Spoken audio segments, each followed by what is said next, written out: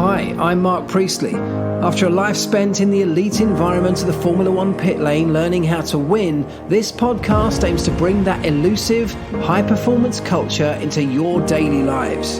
In this week's episode, I'm asking the big question of how you prevent two F1 drivers from pulling a team apart because they're both chasing their own personal goals. And as F1 fans, should we embrace the Miami Grand Prix' diverse approach to F1's latest event? Welcome back to Pit Lane Life Lessons. Talk about how Formula One teams are so successful. Tiny things.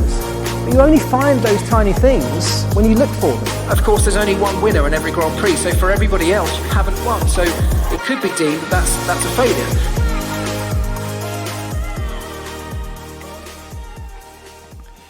Hey everybody, and welcome back to the Pit Lane Life Lessons podcast. Thanks as ever for joining, wherever it is you are in the world.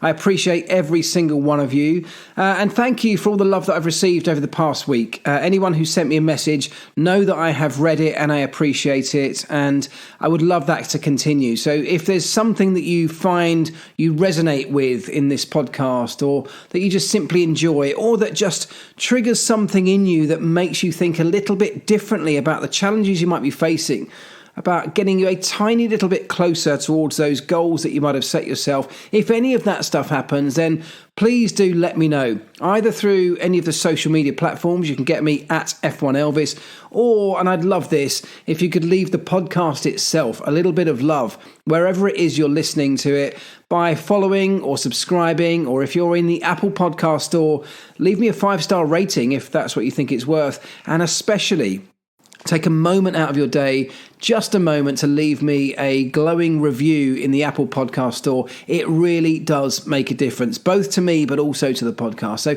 any of that, well, I'll be truly grateful if you could. That'd be amazing. Thank you.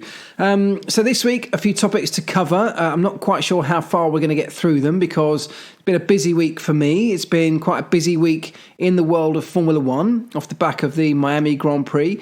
So we've got lots to talk about if we can get through it. But I want to start by talking about an event that I was at this week. I was speaking at an event on Thursday in London for one of the leading estate agencies in the country. And this was an event talking about teamwork. It was a celebratory event where the company is actually doing very, very well. But how do we do better? That's always the question. How do we get better? How do we make our teams more high performing? How do we get that little bit extra? And if everybody in our industry is competing at a very high level, how do we go that little tiny bit further than the competition? How do we maximize what we have? How do we get all of our brilliant people who might be great individuals working well together as a team? And these are the topics that I always talk about. And this particular company that I was speaking for this week are already doing a very good job of that. So at the end of most of my sessions, when I do these things, I open up to the floor for questions. And quite often I get some really good ones. But there are quite a few questions that come up repeatedly. That's not unusual, of course, because quite often I'm talking about similar subjects, so it prompts a similar line of questioning. But one that comes up repeatedly, and that I often find a tricky one to answer, is the question of how do we get Formula One drivers in the same team to work as a team when they are often also each other's biggest rival? They could well be the one thing between them and the biggest prize in that sport, the World Championship. So how do you prevent the individual from serving themselves at the expense of, or even to the detriment of, others around them in that same team? It's a really interesting question on many levels, both in terms of Formula One, but also if we expand it out into the wider world, and I'll do that in more depth in a moment. But from a Formula One perspective, it's a really difficult one to answer. And in fact, I'm not sure there is an answer for it. I think the answer to that question is that you will never actually prevent a Formula One driver from looking after themselves, potentially at the expense of their teammate on the other side of the garage. Because of the very nature of this sport, where they are competing in essentially two championships, the team's championship, the constructors' championship, but also the drivers' championship. They only really care about the Drivers' Championship. For them, in their world, that's the one that matters. That's the record that will count for something for them. It's the one that they want to win to enhance their career, to enhance their own value within that short career time that they have. And so they will go all out, and the very best drivers will do almost anything to achieve that goal.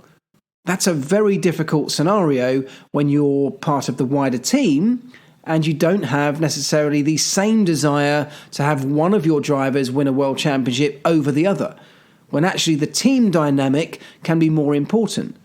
And if we think about that in the wider context of businesses, of families, of friend groups, of bigger organizations, as a leader of those organizations or of those teams, those groups, the team performance, the team dynamic is probably your biggest concern. Having a great team culture, a team environment where people feel satisfied, fulfilled, happy, willing to work towards this cause that the team has set out to try and achieve. Willing to go above and beyond at times when necessary for that cause. That's the kind of environment you're desperately trying to create as a team leader. And in terms of a family setting, on a much smaller scale, it's pretty much the same thing. That's exactly what we're after, isn't it? We want the family dynamic to be right. And within that, of course, we all want to look after all of the individuals. The difference in a Formula One team is that unlike in a family setting, there is real competition with real big prizes that mean an awful lot to the lives and the careers of these Formula One drivers. So managing that is a real challenge. So when that question comes to me, how on earth do you stop these Formula One drivers from pulling the team apart in pursuit of their personal goals and achievements? And it's a very, very difficult one. And as I said before, I'm not sure you will ever get that 100% right. The reason that question comes up in my talks, of course, is because in 2007, we at McLaren, and I was very much part of this, were central to probably the worst example of this happening in recent times, where two drivers at times went out of their way to wrestle control of the team over towards them, to wrestle support over to their side of the garage, to do things, almost clamber over the person on the other side to give them a step up. That happened in 2007 on both sides of our garage. Now, it happened for a whole host of reasons. McLaren, the reason I talk about this in my talks is McLaren did a very bad job of handling this back then. It was the first time for quite a number of years that we'd experienced such a dynamic between two drivers. We had Fernando Alonso, of course, the current world champion. We had Lewis Hamilton, who was the rookie. And we did a very bad job of man management when it came to both the drivers, but also the teams of people around those drivers who naturally, of course, gravitated towards their drivers and essentially pulled this great big divide apart down the centre of our team. Now, as a team, if you've got a giant split down the middle of it, you're clearly not going to be getting the best out of those people. You're not as strong as a team as you would be if there was no split, if you're all working and pulling in the same direction. If you could share information, share knowledge, share learnings, share experiences that might help everybody, not just one person in that team. That's a poor team dynamic when it comes to that kind of scenario unfolding. And that's exactly what we experienced. And I would go as far as to say the very reason we failed to win the World Championship in 2007. In a season where we had the car, we had the drivers, we had all of the right people in the team, we had every opportunity to win that World Championship, and yet we didn't. Because as a team, we weren't firing on all cylinders. We weren't pulling in the same direction. We had this giant gaping split down the middle of our team, pulling the both sides off in different directions. So whilst we did a pretty terrible job that year of handling that situation, and it cost us major results, it cost us the biggest prize in the sport. Of course, as with any of those big failures in our lives, we also learned a huge amount. And the reason I'm able to talk about that today is because out of that failure, I learned a huge amount about how to handle situations like that better in the future. In Formula One terms, I learned that communication is absolutely key in this whole scenario. How we communicate messages to our drivers and the wider team, how we communicate our plans, our strategies moving forward, how we're going to approach things before they happen, what expectations we have from everybody, and what commitments we as a team are willing to go to deliver upon those expectations. The way we communicate those things can have a really big impact on the way that they're received by the drivers in your team and the team members around those drivers. And that, of course, can have a major impact on how they react to those communications. So, for example, back in 2007, we had Fernando Alonso, who had just won the World Championship. And his teammate was going to be Lewis Hamilton, who was a complete rookie, never raced in Formula One before. This young kid who, yes, of course, was promising. Yes, of course, he was going to be quick. Of course, he was potentially a star of the future. But Fernando Alonso was the star of right now. He had the big number one on his car. He was the world champion. Now, McLaren never had a number one and number two driver written into any contracts, but I have no doubt that in the communications with Fernando Alonso, there was a feeling, there was an expectation from all sides that Fernando would be the de facto number one. He would be the guy that would lead this team. We were expecting big things. And if we were in a position to win world championships, of course, it was going to be Fernando who'd be best placed to lead that charge. And in the meantime, of course, this young kid, Lewis Hamilton, would be there to back him up, to pick up the pieces, to learn the ropes, to learn from the very best. I have no doubt that those kind of communications were what were going on between people like Ron Dennis and Fernando and Fernando's team.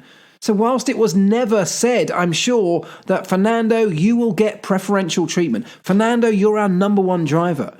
I'm sure those things were never said and certainly never written down anywhere. I imagine they were inferred, because that's what everybody imagined was going to happen. I imagined that myself. I've written a story in my book about how the mechanics and engineers inside McLaren were squabbling amongst themselves, fighting to get onto Fernando's car. People didn't want to be on Lewis Hamilton's car in that very first year because they didn't expect much from him. As mechanics and engineers, you want to win that world championship just as much as the drivers do. And so, of course, you had the best opportunity to do that by being on the current world champion's car. Or so we thought. And of course, with that expectation coming into a season from the team, from Fernando, from the people around Fernando, the mechanics and engineers, pretty much everybody in our factory had expectations, particularly once we realised we had a quick car, that Fernando was our guy to deliver the big results and take us on a season-long championship challenge where hopefully at the very end of it, we would tick that final box. We'd get the championship that we've been craving for many, many years. Of course, as we got into the season, it very quickly became clear that Lewis Hamilton was just as quick, on occasion quicker, very early into that season. Lewis proved how good he was within a couple of races. And obviously at that point, Lewis Hamilton starts to think, well, hang on, I don't want to sit behind Fernando. I'm as quick as him. So why can't I have the same opportunities? Why haven't I got the same chance to win a Grand Prix that he has? I'm quick. I'm as quick. Sometimes I'm even quicker. So look, if I get up behind him in a race, there's nothing to stop me taking him on, to trying to get past, to take on that race win myself. He was an upcoming Formula One driver, desperate to prove himself. He wanted it as much, if not more, than Fernando did on a number of days that season. And so it was that the reality played out differently to the expectation. And because the way that that expectation had been communicated, even if not in any official capacity, before the season had even started, it caused an upset.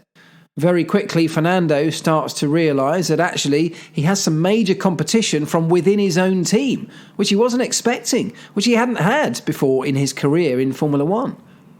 His expectations were that the entire team would be behind Fernando, giving him every opportunity to take on the competition outside of the four walls of our McLaren garage. Not from the guy sat in the sister car just a few feet away inside our own garage. In the same way that those slightly vague, ambiguous communications pre-season around our expectations had given Fernando some false sense of security, that he would have extra support, that he would be the team leader, well, those same kind of communications had given Lewis Hamilton this chip on his shoulder that he was being less preferred, that he was getting less preferential treatment as the season began to unfold. And as he began to prove his own ability, he very quickly and understandably expected the same level of attention and focus that the team was giving to the world champion Fernando Alonso. Because in Lewis's mind, he was just as quick, he was just as good at that stage in his mind and deserved more support.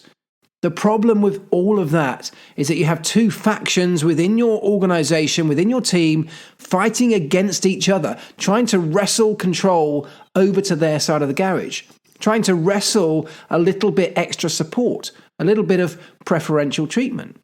The upshot of that was that the team ended up having often private conversations with both sides on their own, trying to keep both sides happy, offering them, promising them things that perhaps they couldn't even deliver upon, trying to prevent this destructive team dynamic that was gradually creeping into our environment, yet inadvertently actually only accelerating that very process by offering each side things, promising things that they perhaps couldn't even deliver upon, by having those conversations behind closed doors with one party at a time, talking about the other driver rather than to the other driver. The problems got worse. Paranoia began to set in, not only between the two drivers, but also between their engineers, their mechanics, their teams of people around them. That conversations were happening that they weren't necessarily party to, and therefore they didn't know the content of. Were things being promised to the other side of the garage that they weren't getting access to?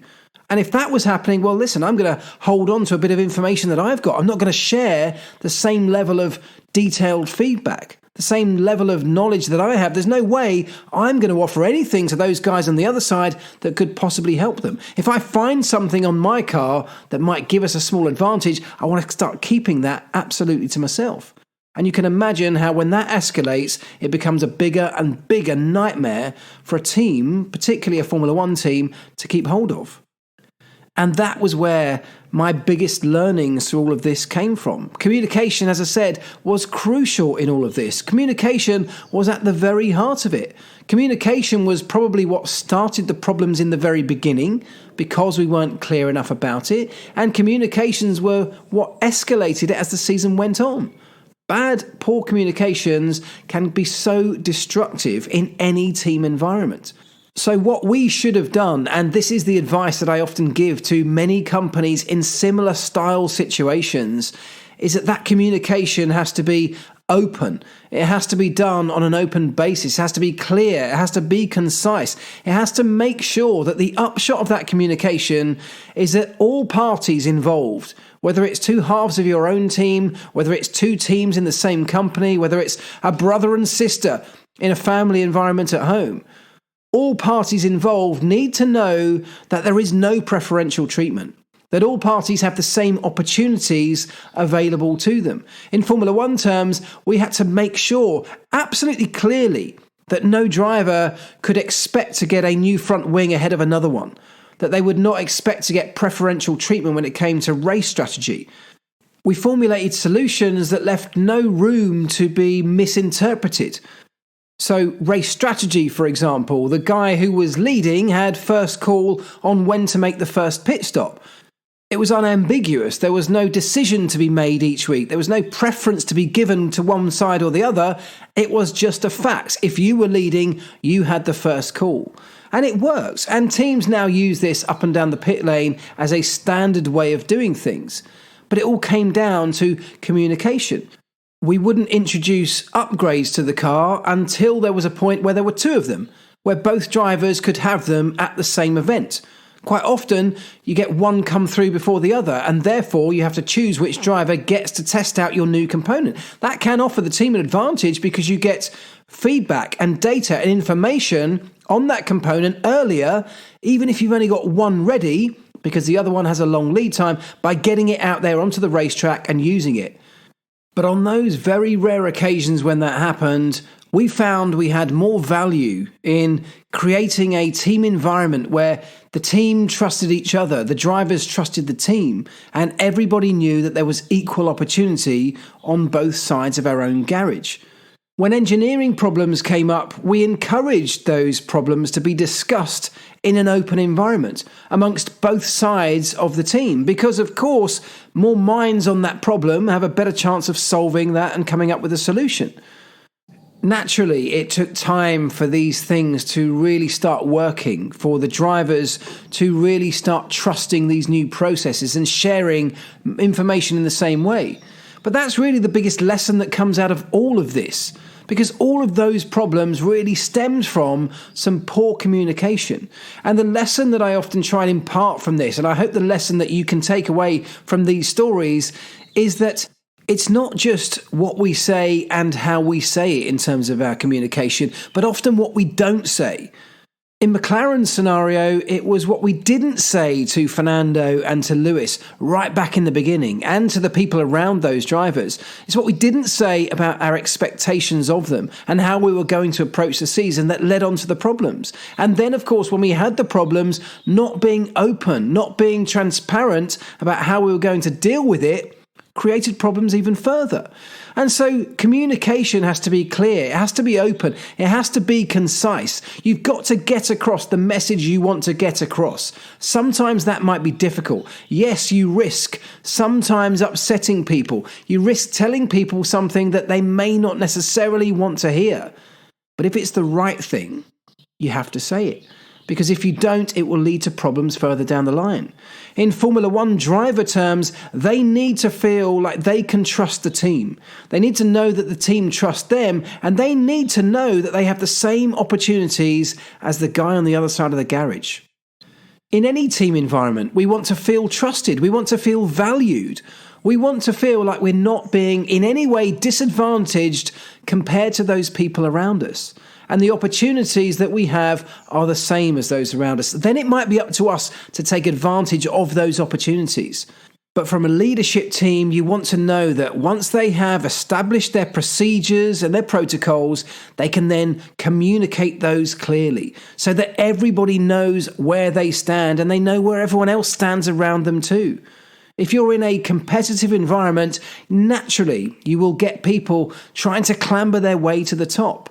And a team has the responsibility to make sure that's not at the detriment of the people around them, because that hampers the entire team's progress. Team members will find their way to the top. They will raise their game by working together. We as individuals need to appreciate that. We need to know that. We need to know that we will be stronger with the support of people around us. Fernando Alonso and Lewis Hamilton lost the respect and trust of quite a few people within their own team, within the McLaren team that year, because of the way that they behaved, because of the way they clambered over people around them to try and get themselves up to a higher level. They did themselves no favours in the end because the bigger team environment suffered because of their individual behaviour. But at the very heart of all that, right in the beginning, was the team's communication, the team's behaviour that set that destructive path in motion. Now, I have 4 children. Many of you know that. 2 of them are twins, so the same age, highly competitive at times, as all parents, I'm sure, will be able to relate to. Children often feel like they need to compete for their parents' attention, for their teachers' attention, for the best results, the best grades at school, for the best achievements. They need to do things better, faster, bigger than their siblings because they think it's going to put them on a pedestal when it comes to the appreciation of the authoritative figures in their life. Twins perhaps even more so than many others because they're the same age. It happened just today in my own house where my son felt like he was being picked on or there was preferential treatment being given to his sister because of a series of things that had happened that had gone against him. A series of incidents where he felt he'd been told off, perhaps unfairly, whereas his sister hadn't. And of course, that wasn't the case. Of course, it was just because he'd done a number of things wrong, whereas his sister hadn't on this particular occasion. So it felt like he was under immense pressure and watching his sister sail through the day without getting into trouble. We've all been there. We all know exactly how this goes and how it feels. And actually, it's not much different to the scenario that I've just described to you in those days at McLaren. The type of competition may well be completely different, but no less real to those people involved. My kids feel like there's a level of competition. Siblings tend to feel like that as they grow up, as they constantly change, particularly twins, changing at different times in their life, excelling in certain areas where the person who is in the same household as you, going through the same things, getting their grades at the same time, learning the same things at school. One of them might grasp the mathematics problems that they're learning that day so much easier than the other one, and yet the other one might excel in English, for example.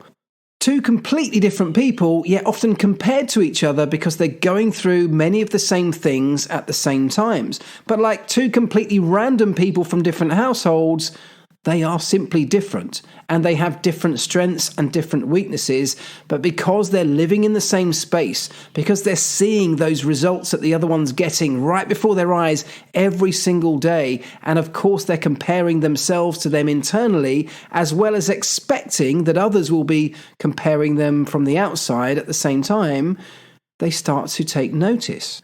They start to behave in certain ways that they feel might start to offset what they see as their weaknesses compared to their sibling, or enhance the advantages that they see they might have over their siblings. It's all about getting one up against the competition. It's a natural human phenomenon. But in exactly the same way that I saw things unfold at McLaren, that I learnt the hard way by seeing those things and being part of those things unfolding at McLaren, communication can go an awful long way to smoothing that path, to making it less destructive. And perhaps there's an argument to say that the fact that my son threw those things back at me, through this perception of unfair treatment as he saw it, perhaps you could argue that because of that, my communication to him in the past maybe hasn't been good enough. Maybe that's the reason that these thoughts are creeping into his head. Perhaps, as many kids often do, it's just a way of deflecting some of that negative attention that he's been getting right now in another way, deflecting it back at me. It's someone else's fault. But either way, I knew that when this happened today, communication was my way to overcome it. So I waited for him to calm down, to regain control, to get himself back into a state where I felt like I could then sit down and talk to him, and that's exactly what I did. I sat down and I talked him through the entire process. Talked about every single one of those incidents, explaining what happened and why it happened, why there was no preferential treatment towards his sister, and why on that particular occasion she didn't get told off, but he did. How in the future he could turn that around, and by not doing these particular things, he wouldn't get that negative attention. And to make sure that he knew that if his sister did some of those exact same things that he had done, she would have received the exact same response. Communication, by talking it through in a real calm, clear and concise way, in a way that he can get his head around, in a way that he can understand, I hope will prevent him feeling the way that he said he was feeling earlier, today and moving into the future, and maybe, just maybe, and I don't know, he's 11 years old, who knows how deeply this is going to sink in at this point, but maybe it will prevent him thinking down those lines when it comes to incidents like this happening in the future. So I guess the message coming out of this part of today's podcast is really about, are we saying the right things to the people around us that matter? If we're running a team, if we're part of a team, and that team could be anything from a family unit. You could be a parent talking to your children, a sibling talking to a brother or sister, part of a friend group, talking to people in your community. Are you saying what you need to say? Are you getting the right messages across? If you're embarking on a project at work, are you setting out your expectations in the right way? That doesn't leave too much room for ambiguity, for misunderstanding. What kind of problems could you envisage happening further down the line? And can your communications today potentially iron those out, potentially shut them down before they happen? It might be what you don't say as much as what you do. Avoiding those difficult, awkward conversations can actually lead to more problems than the uncomfortableness of having them in the first place. McLaren could have avoided many of their troubles in 2007 by not leaving out the elements of the conversation that were being assumed by various parties. And we should think along those same lines. Have you got people in your community, in your family or friend group, colleagues at work, who do things that either hamper you, cost you time, cost you money, or simply just annoy you? If they do that every day, that annoyance can become quite severe. The extra work they cause you by a little habit that they have that they may not know about could have a compounding effect on you over time. So mention it, talk about it, have that conversation now. It doesn't have to be done in a rude or abrupt way. It doesn't have to be done as a big emotional reaction. In the same way that I waited with my son today to talk to him later once things had calmed down, I felt like we had a much more constructive conversation, because I know that he would not have been able to accept those things in the moment when he was annoyed and frustrated at himself. So perhaps you can think about similar ways of approaching those difficult conversations. Find the right moments, but also find the right words to say to the person you're going to say them to. The way you communicate to one person may not be the best way to communicate to somebody else. And that's the very thing about communication. We say things all the time, but quite often it's not what we say, but it's how those things are interpreted. And it's easy to throw that back to the person on the other end and say, well, you've heard it wrong. You've taken that the wrong way. You've interpreted it the wrong way. But as communicators, we have a responsibility to make sure that the way that we communicate that is interpreted the way we intended it to be for that person. It's what McLaren got so wrong in 2007, and it led on to one of the biggest, most epic failures in modern Formula One history. Very well publicised. If you don't know the details of that year, go and check it out. It's a fascinating story. In fact, you could do far worse and go and check it out in my own book. But look, that was a very public falling out, a very public disaster that stemmed from poor communication. Thinking about the way that our communications will be received, how they'll be interpreted, which questions they might prompt, which kind of responses might be provoked off the back of our communications, how it might make people feel or react. Those are all things that are our responsibility, but also can create us a competitive advantage if we get them right. They can prevent us from having problems further down the line that might hamper our progress. So definitely worth thinking about this week. Okay, before I move on to the second topic that I want to cover in this week's podcast, I should just say it started raining. Where I'm recording this, there's not a lot I can do, unfortunately. It's raining hard on the windows above me, so you may well hear it in the background. But welcome to summer in the UK, folks. Anyway, what I do want to talk about now is the Miami Grand Prix, because, of course, it happened last week with a huge amount of glitz and glamour, a huge amount of pomp and ceremony, a massively hyped up event long before the event even happened. And since it happened, it feels to me like there's been an almost equal amount of praise for it being awesome as there has been criticism for it being way over the top and not F1 at all. And I thought I'd look a little bit deeper into it, or take a few moments to think a little bit more about that. And I've been thinking actually all week about this, because the Miami Grand Prix unquestionably was hugely hyped. One of the most hyped events I think we've had in this sport for a long, long time. It was packed full of celebrities all across the grid, one of the busiest grids I have ever seen in my life. The TV broadcast had a different feel to it. The social media presence around this event was enormous. There were influencers from right across the globe there. There were influencers from right across the States there. Sports stars, movie stars, TV stars that perhaps here in Europe we are not quite as familiar with, but in the States, household names.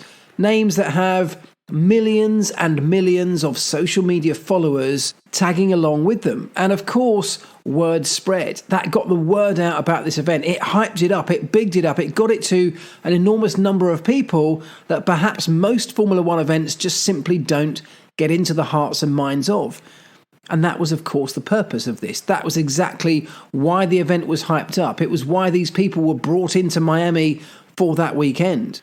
And whilst many people loved the celebrity-laden glitz and glamour of the event, many others felt that it was over the top, that it was fake, that the event had been overly Americanized in some way, and that it just simply wasn't what Formula One should be.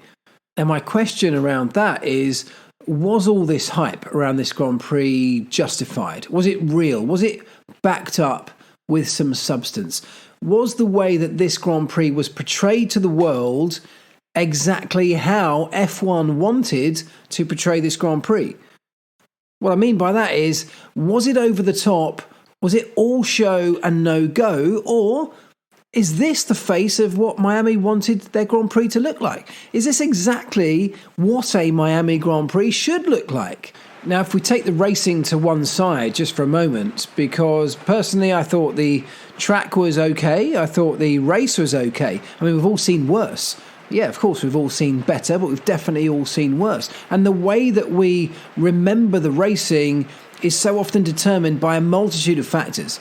If there'd been a number of crashes, if there'd been more safety cars, if there had been some more extreme weather during the Grand Prix that could have completely shaken up the results, we'd be remembering it as one of the greatest Grand Prix ever, I'm sure. It didn't happen that way, so we remember it as a fairly average race. But it may not be the same next time out. So let's take that side of it away. I'm more interested in the way that Miami fronted up for this event, to put on this event. This was an opportunity for Miami to get hold of one of the world's biggest sporting events and do their thing to it. And what I'm interested really is in how they chose to do that. What front or what face they decided to put on this event.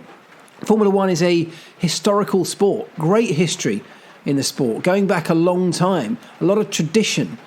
My worry or my wonder around this, around the fans who criticised this event, who said it wasn't Formula One enough.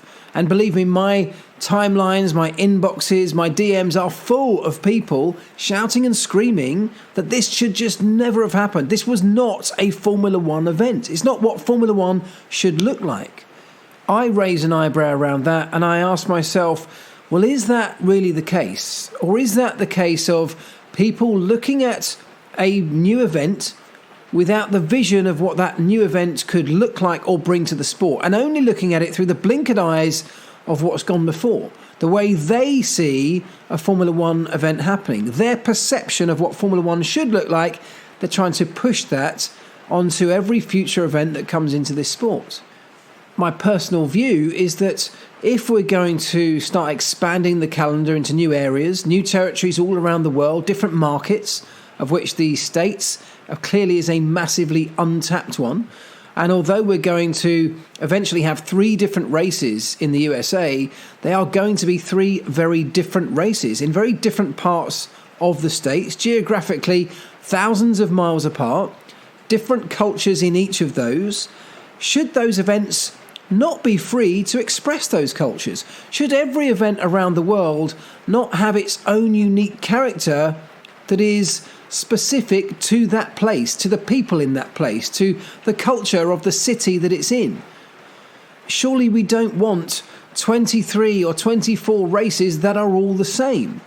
And the racing is a completely different story, because track design is something that will evolve over time. The cars are constantly evolving over time as well, meaning that some of the circuits that we've had traditionally in the sport no longer suit the current cars. So there's a whole other conversation to be had about what we do to make the racing a spectacle. And of course, the sporting event, the racing itself, should always be at the heart of any Grand Prix that comes onto the calendar. That's its very purpose. That's the very reason the thing is happening in the first place. But around that, why not create a spectacular event that embraces the location in which it's being held? And I personally thought that Miami did a really good job of that. And it raises two questions for me outside of the confines of Formula One. One is around style over substance, all show, no go, or around image portrayal. Are we projecting an image of ourselves on the exterior that is true to the interior values and core beliefs that we hold? Our inner self, does that actually look like our outer self? Or are we projecting an image of something or somebody that we think other people expect of us, or that we think other people would rather like to see of us than the one that we actually believe is our true self? That's the first thing. Did Miami do that? Or did the Miami Grand Prix project a version of Miami that it wants to show the world, because that is what Miami is all about? Was the personality and the character around that event true to the personality and character of Miami? Was it exactly what they wanted the rest of the world to look on and see when they saw Miami? I believe it is. I mean, I've been to Miami. I'm telling you, that's what you get when you go there. It seemed so Miami to me. The question is, was it so F1? And that then raises the second part of this question, because who decides what F1 should look like? Who decides what an F1 event should look like? Is it me here from the UK comparing it to what the British Grand Prix looks like? Because that was very different. Is it somebody in France comparing it to their French Grand Prix? Is it the Australians looking at the Melbourne race and saying, this is what a Formula One event should look like? People at Spa, one of the most traditional events on the calendar. Is that what a Formula One Grand Prix should appear like? And my answer to all of that is none of those things are true. The Belgian Grand Prix should look like the one we have in Spa. The British Grand Prix should look like the one we have at Silverstone, because it's the British Grand Prix, and the British Grand Prix has evolved into the event that it is today, and it's epic. It's very British. It's normally pouring down with rain, with people camped under umbrellas on grassy banks and grandstands around this historic and brilliant racetrack. It has passion in those fans. It has knowledge in those fans. They get out in all weathers to support their people. Miami, you could not say, was that. It probably wasn't anywhere near as knowledgeable a crowd. It probably wasn't anywhere near as passionate a crowd. But they were a crowd that were intrigued. They were invested in checking out this new event as it was to them. They came to see the glitz and glamour. They came to experience a bit of Miami, both inside the confines of that circuit as well as outside around the rest of that city. They came for a little bit of Miami. They came to experience a bit of that celebrity lifestyle, to get a glimpse of some of those celebrities that might be around the event. They came for sunshine, they came for beaches, they came to party. And that is exactly what Miami wants the world to see of their city. Because once the Grand Prix has long gone, they still want people to come to that city for all of those same reasons. The event was true to Miami. You don't have to like it or even to want to go, but lots of people did. And surely we should all be open to other people being proud of themselves, of their cities, of their events, even though they might be completely different to the things that make us proud. And isn't that an even bigger lesson for us all? That different people around this planet are different. They hold different values important to them. Their cities and their countries have different things to offer. And we should allow them to be proud of those things and to show them off, to exploit the resources that they have available to them, to utilise their strengths and weaknesses to put on an event that's true to them. No matter how traditional a Formula One fan that you are, how ingrained you are in the history of this sport, there was a time when this World Championship had only one event. The British Grand Prix. At that point, there was only one. And then we went somewhere else and we saw a slightly different take on what a Grand Prix should be. And then we went to the next event. and somebody else again did it slightly differently. The variations may have been minimal back then, not to the extreme differences we might be seeing in different parts of the world today. But isn't that variety what makes for a really interesting and varied championship? And isn't that same variety what makes for a wonderful, diverse human race? When we jump onto social media platforms, we get involved in Twitter and we want to push our opinions on other people. We want to criticize the opinions of others because they might be different to ourselves. We want to surround ourselves with other people in our network, on our social platforms, who share the same opinion. They call it an echo chamber. When you have an opinion and all you want to hear back is people in agreement, people repeating that same opinion back to you. It's not healthy. It's not rich and varied. It doesn't give us diversity of thought. It doesn't allow us to question ourselves or to question our own opinions, to question the validity of our opinions. It doesn't give us any alternative opinions to measure those by. History's peppered with disagreements, even wars, because people couldn't bear to share a world which included differing opinions around a topic. One person or one party always seems to feel like they have to be the one that's right. And if they're right, then somebody else has to be wrong. And to some extent, this was the sentiment that I took from much of the furore around the Miami Grand Prix. The conversation that's happened since that event took place just a week ago has been pretty vociferous, has been quite angry in places. My DMs have been full of people criticising to quite an extreme level, in some cases, the way the event played out and the way that Formula One is embracing a future, not just in America, but in other parts of the world too, which might look different to this core, historic, traditional base in Europe that Formula One emerged from back in the day. But isn't it that diversification that's going to enrich the sport? Isn't it that variety that we're going to see as the calendar inevitably expands into different territories around the globe? That diversification and uniqueness of each event, bringing the character of a country or city to life, together with the people around that country or city. The differing opinions of what a Grand Prix should look like, isn't that just spicing the whole thing up, giving us the variety that should enable us to remain interested all the way through an extended season? I want to see racetracks that change. I want to see race formats that evolve over time, tyre choices to be varied, to mix up the challenge that the teams face every week. So that if we have one team that excels in one particular place with one particular set of tyres around a certain racetrack in a certain part of the world at a certain time of year, that's fine, because the next weekend we might go to a completely different climate, a completely different type of racetrack with different tyres and a whole new set of engineering and technical as well as driving challenges around that. And I want to see how everybody adapts to it. I want to see how everybody within this sport embraces it. And it should be exactly the same for the way the race is promoted, presented, how it's embraced by fans, because isn't it exactly the same in the wider world?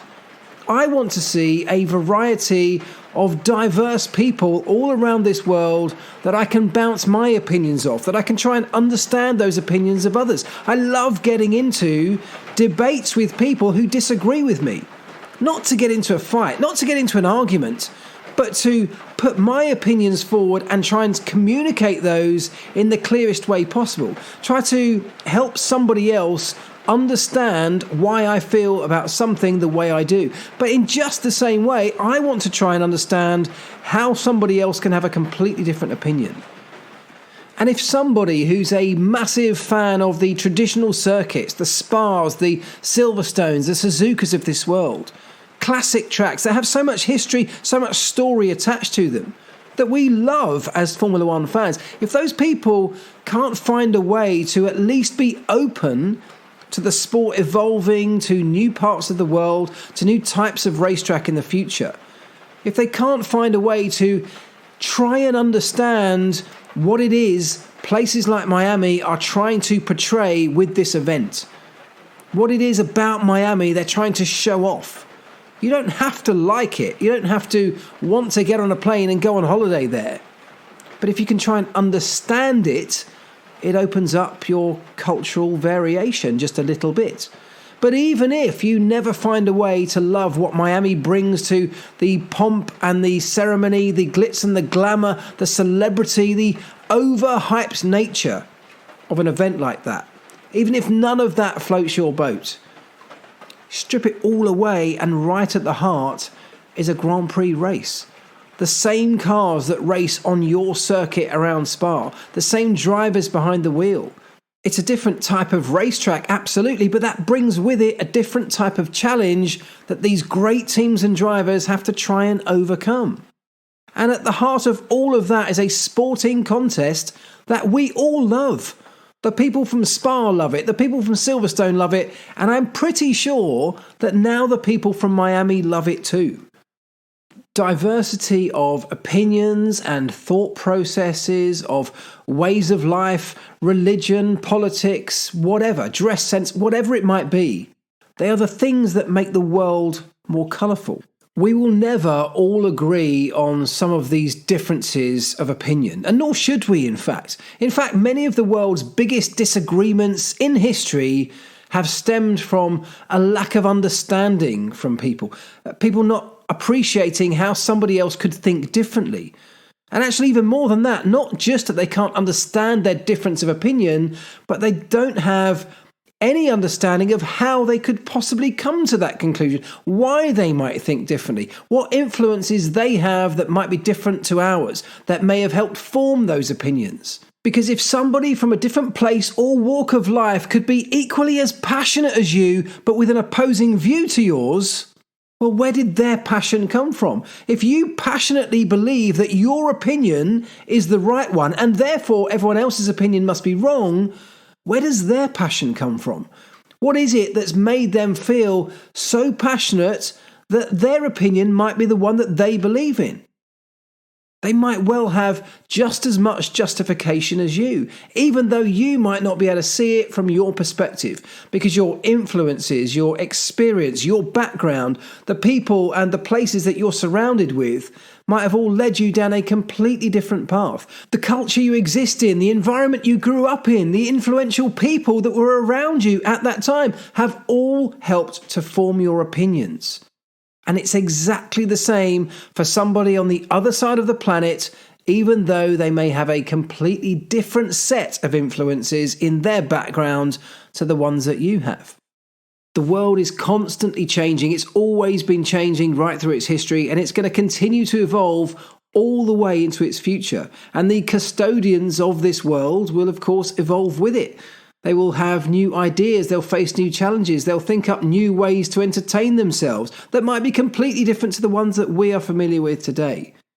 But that's no different to the things that we do today being different to what went before. Formula One itself being a great example. Modern F1 would be unfathomable to the people that queued up and filed into huge arenas to watch horse-drawn chariots racing around back in the day. But it's no less valuable, because back then, that type of sport, that type of entertainment would have brought huge value and entertainment to those people. The people who watched Formula One 50 years ago would have taken enormous value from it. They would have found it extraordinarily advanced. They would have absolutely loved what they saw. They wouldn't even be able to comprehend what we experience as Formula One today, and the same will happen 50 years from now. Events like the Miami Grand Prix, for me, were exciting. They got me excited about the future of Formula One, long after I'm even here to witness it. Who knows where a technologically advanced sport like this could end up going? Miami was one little glimpse into the next evolution of this sport. And I can't wait to see what comes next. Not because I'm bored of the existing traditional circuits and events that we've all become used to, but because I'm excited for what the future might hold. I have no idea where it might go next, but that's exciting in itself. I'm excited to see how other people interpret the putting on of this huge global event that is a Formula One Grand Prix. And when we go to Las Vegas, I can't wait to see what they do. When we go to the next evolution of venue, when we go to the next territory that's never hosted a Grand Prix before, I can't wait to see what they do to it, how they bring a little bit of their own character and culture into the sport that we all love. And that's it. We all love it. That's what's at the heart of this is Formula One racing. Even that may well have changed and evolved. And if you only love what came 40, 50, 30 years ago, you are going to get left behind. The sport's going to move on, whether the fan base and the traditionalists want to move on with it or not. It's life. Life moves on, so let's embrace it. Let's not try and force our opinions on others without trying to understand how on earth they may have come to their conclusion and their opinions themselves. Let's not tell people what a Formula One event should look like, but let's open it up. Let's give them an event and let's see what they make of it.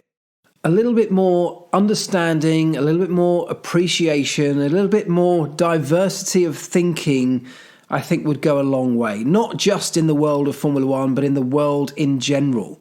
And I, for one, will try and embrace that a little bit more over the next week. And I would encourage you to do the same.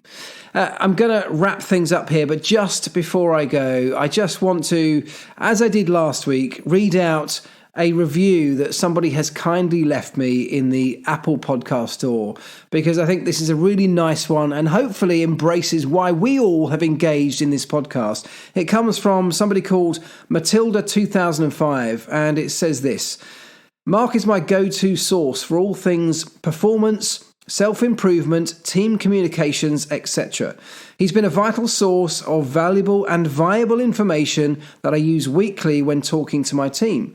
This podcast isn't just about F1, this is about life itself and how the processes and procedures used in a billion-dollar industry can be directly linked to ourselves, how we perform, how we communicate, and above all else, how we can be better people.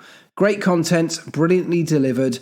I've subscribed. So Matilda2005, thank you so much for that wonderful review. He's popped that in alongside a 5-star rating in the Apple Podcast Store.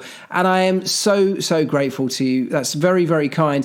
Also really sums up what I'm trying to achieve with this podcast. So if that's what you're taking from it, that makes me very, very happy. If you've taken anything like that, anything at all, in fact, from this podcast, either good or bad, I definitely want to know where we can improve on this. So don't feel, that's exactly what I've just been saying here, isn't it? I want to know your opinions, good or bad, whether you agree or disagree with the things I'm saying. Please do drop me a line. Send me a message on social media. I read them all. I respond to as many as I can, hopefully all of them. But I'd love it that if you've enjoyed the podcast, please do leave me a 5-star rating wherever it is you're listening. If you get the option to leave a review, like in the Apple Podcast Store, please do that. Just a few words, it's absolutely fine, but it means the world to me. So listen, thank you so much, everybody, once again, for taking the time to listen. If you're still here after an hour, that's a huge commitment of your time and one that I don't take lightly. So thank you very, very much. I hope you all have a brilliant, brilliant week, whatever it is you're up to. And as ever, as you go through your week, just try and remember this. Try and embrace this a little bit more this week than last week. Do the right things and do the things right. Ta-da.